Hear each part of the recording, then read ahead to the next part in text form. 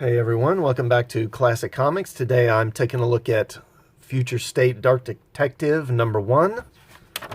So this is written by Mariko Tamaki with art by Dan Mora.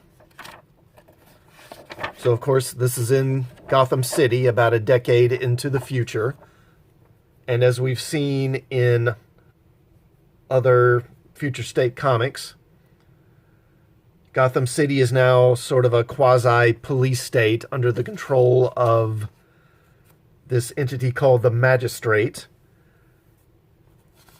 And we start with Bruce here, and he's just hanging out by this empty lot. And the first part of the story kind of jumps back and forth between the present and the past, yesterday.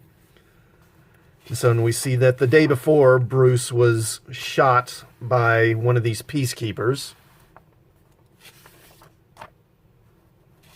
And he subsequently went to one of these underground doctors that services the underworld and gives the last of his fortune, the last of the Wayne fortune, to pay the doctor to fix him up and to keep his mouth shut. And then after that, he's just kind of wandering around Gotham, and he winds up in this diner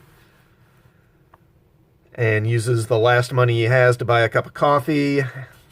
And apparently the public still doesn't know that Bruce Wayne and Batman were the same person, because this woman he meets speaks of them as two separate people.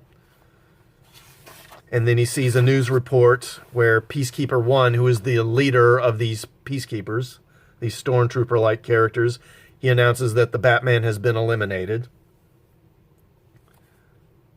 Then he leaves the diner and he wanders out to like the city square in Gotham, and he sees this big tribute to Bruce Wayne, because everyone thinks Bruce Wayne is dead too. And then he sees this mugging taking place. So he steps in to interfere and stop the mugging, and then they fight him. And he's actually having a little trouble because he does have a couple of bullet wounds in his stomach. And then some drones, surveillance drones, show up and tell everyone to freeze.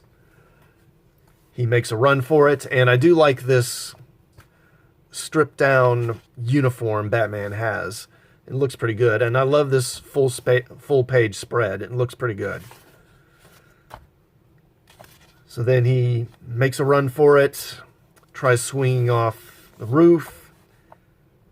He hits the side of the building, and he's in a lot of pain because of the bullet wounds, and it just kind of ends there. And I will say, considering what I was expecting, the writing in this issue is better than I thought it would be. You know, the writing by Tamaki, it isn't terrible, but it's just kind of your standard decompressed storytelling. There feels like there's about half an issue worth of story in this issue, and it doesn't really go anywhere. And we still don't really know a lot about how the Magistrate, how does that work as opposed to the police? How do they work together? And how did Gotham wind up in this state? We still don't know anything. One thing I did find interesting is Bruce Wayne mentions that the Magistrate took over Gotham using his technology, using his weaponry against Gotham. So it kind of reminds me of The Dark Knight Rises, when Bane takes over Gotham, and they're using Bruce Wayne's armory and all the technology he uses as Batman to take over the city. And it seems like it's kind of a similar thing here, which is interesting because it means that the state of Gotham is kind of partly his fault. And I think that's an interesting wrinkle. But other than that, there's just not much to this. It just doesn't really go anywhere. So, kind of a marginal thumbs down on that. Now, the backup story features Grifter, and again, he's in Gotham. And we start in this bar, and he's under an assumed name because, of course, the law is after him because he's Grifter, so he's kind of a vigilante, so they want him for that. And then he has plenty of enemies in the underworld, so he's trying to keep a low profile. But then some cops show up, and they out him. They reveal who he is. And then a bunch of the goons in the bar try to kill him. There's a fight. He gets thrown out the front window, and the cops are waiting for him. They arrest him. He's thrown into the back of this paddy wagon. And then Luke Fox, who used to operate as Batwing, he's also in the van. And they pull an escape. And then they make their way back to Grifter's apartment to get some weapons. And Luke Fox says, look, I have a bank account with 50 grand in it. If you'll help me get out of Gotham, I'll give you the money. And Grifter says, okay, yeah, I know someone who can get us out of town. And then they go to the Black Mask Society.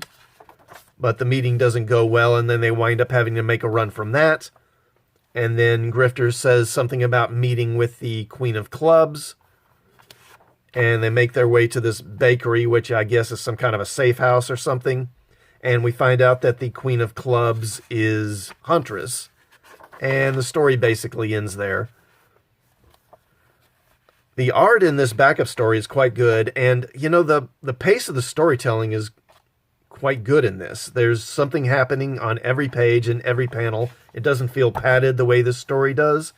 So it's actually the better of these two stories, in my opinion. So, I don't know, put them together, and this is kind of a nominal, you know, one I think you can kind of make up your own mind on. You know, I don't feel bad about having bought it, but I don't feel good about having bought it either. I don't know, marginal thumbs down, maybe, just barely a thumbs down. Anyway, have you read this issue? If so, let me know what you thought of it in the comments. Do you agree with my review or disagree? Also, if you found this review informative, please do hit the like button. Also, subscribe to the channel and hit the bell for notifications. And I will see you all next time. Thanks for watching.